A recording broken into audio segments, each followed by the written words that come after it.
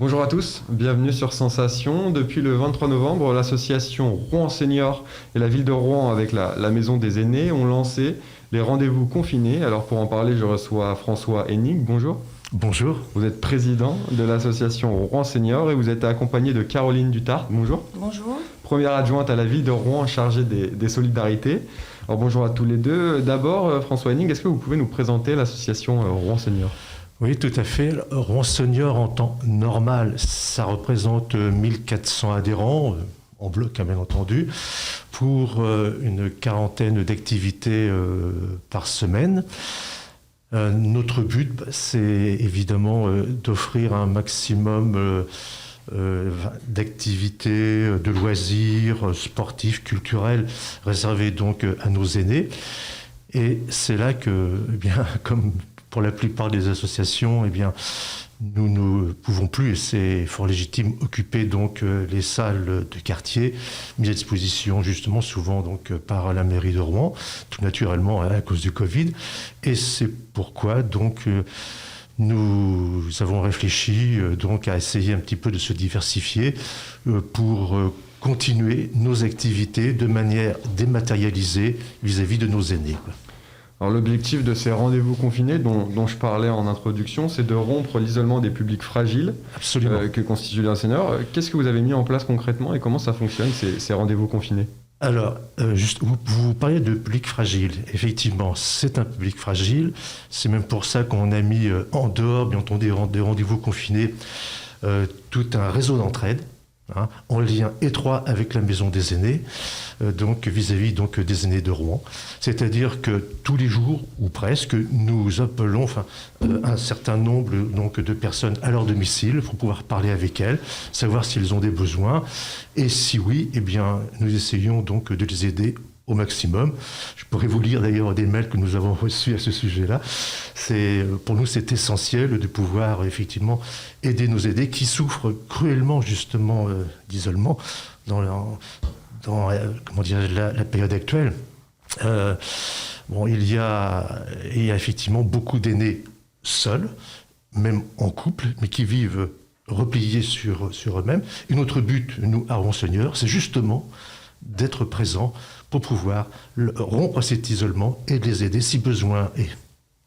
Madame Dutart, la ville de Rouen a co-organisé ces rendez-vous confinés. On a tendance à croire que les seniors ont du mal à utiliser les outils informatiques, notamment. Est-ce qu'ils s'en sortent avec Zoom, avec ces nouveaux outils qu'on a tous un peu découverts pendant cette année 2020 ? Vous essayez d'aiguiller un peu ceux qui ont quelques difficultés à ce niveau-là ? Écoutez, effectivement, la preuve en est que les aînés s'en sortent très très bien. En tout cas, on a fait en sorte de les accompagner. Rouen Senior, c'est un partenaire essentiel de la ville de Rouen en direction des aînés. Les deux grands axes pour nous, c'est effectivement de lutter contre l'isolement, mais aussi de prévenir la perte d'autonomie des aînés. Donc effectivement, on a eu cette idée conjointe de pouvoir proposer ces rendez-vous confinés au travers d'abord d'une formation, c'est-à-dire il y a eu des séquences de formation. La ville a accompagné l'association dans ce sens-là. Et puis, on voit progressivement que, effectivement, il y a de plus en plus de monde qui assiste à ces rendez-vous. Il faut savoir aussi que la ville mène depuis des années, en fait, des actions de sensibilisation et de formation des aînés dans tous les quartiers de la ville pour l'accès au numérique, tout simplement, parce que c'est important à la fois pour communiquer, mais aussi pour faire ses démarches, voilà. C'est tout un axe de travail qui se concrétise aussi aujourd'hui au travers de ces rendez-vous confinés. L'objectif, c'est de rompre l'isolement des personnes âgées. C'est quelque chose d'indispensable en ce moment. Vous avez ressenti ce besoin chez eux ? Énormément. Au sein donc de notre permanence à la Maison des Aînés, nous recevons je ne sais combien, quelques appels, il ne faut quand même pas non plus, mais pas mal d'appels justement de personnes qui se trouvent totalement désemparées, en particulier au moment où nous avons dû cesser nos activités. Ça pour elles, c'était une catastrophe, on dit. Donc, on a eu vraiment... Vous savez, c'est dur. Hein. C'est dur quelquefois d'entendre au téléphone, justement, toutes ces personnes désemparées qui pleurent, parce qu'on a eu des personnes qui pleuraient aussi. C'est très dur de pouvoir, justement... Et c'est pour ça qu'on est resté à leur côté. On a voulu donc créer autre chose pour pouvoir rester à leur côté. Et si je peux me permettre, un des tout petits côtés positifs, en fin de compte, du Covid, eh bien, c'est que nos aînés, du fait qu'ils sont retranchés chez eux, pour pouvoir rester en lien avec leur famille, se sont mis, en fin de compte, à toute la technologie, WhatsApp, Zoom, Instagram, etc., pour pouvoir rester en contact avec leur famille. Et donc, il ne faut pas croire que les aînés, comment dirais-je, ma foi, Internet pour eux, c'est très, très nébuleux. Il y en a, c'est évident, bien sûr, mais en fin de compte, c'est là qu'on a été extrêmement étonnés, on vous en parlera tout à l'heure, eh bien, c'est que nos aînés, ce sont des personnes qui savent s'adapter à la technologie actuelle, aux technologies actuelles. Alors, les rendez-vous confinés s'inscrivent dans un dispositif plus large qui a été mis en place pour faire face aux conséquences sociales de cette crise sanitaire. Il y a par exemple le PASS, le plan d'alerte solidarité senior.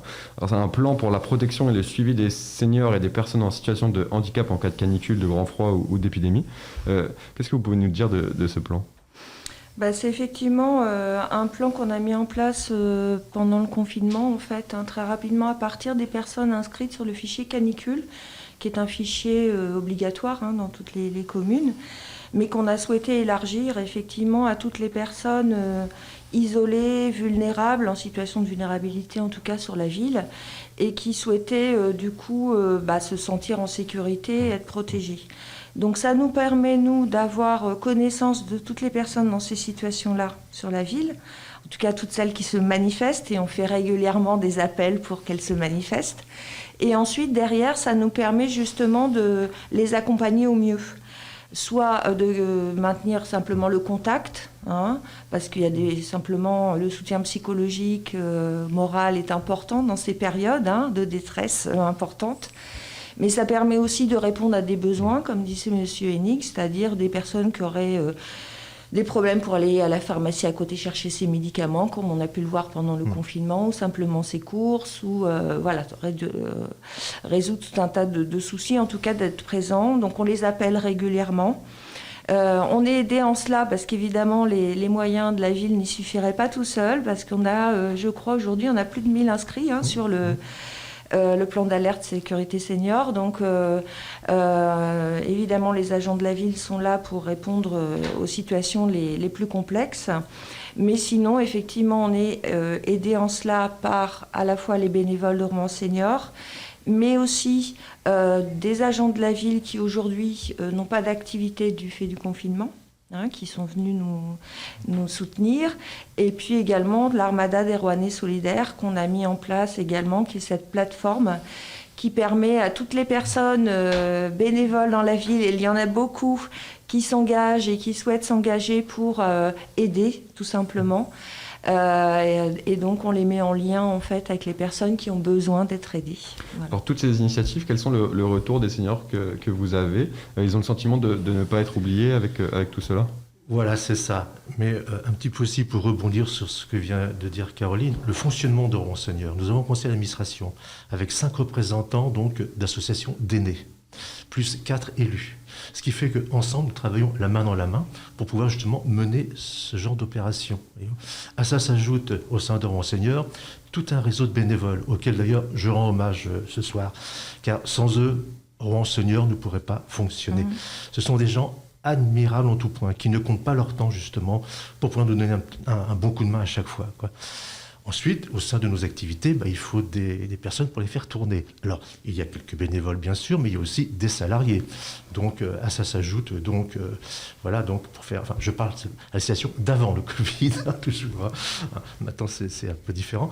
Mais c'est vrai que, donc, nous sommes structurés pour pouvoir, justement, apporter une aide aux personnes qui en ressentent le besoin par rapport à cette organisation qui a été mise en place. Merci beaucoup à tous les deux. Merci beaucoup François Hennig d'avoir été avec nous. Je rappelle que vous êtes président de l'association Rouen Senior. Peut-être le site internet de l'association pour terminer ? Comment ? Le site internet de l'association ? Isabelle, vous le donnez. Merci à vous, Caroline Dutartre, d'avoir été avec nous, première adjointe à la mairie de Rouen en charge des solidarités. Et des personnes âgées. Et des personnes âgées. Oui, voilà, important. Vous pouvez retrouver Merci. cette émission en podcast audio et vidéo sur notre site ou notre application Radio Sensation.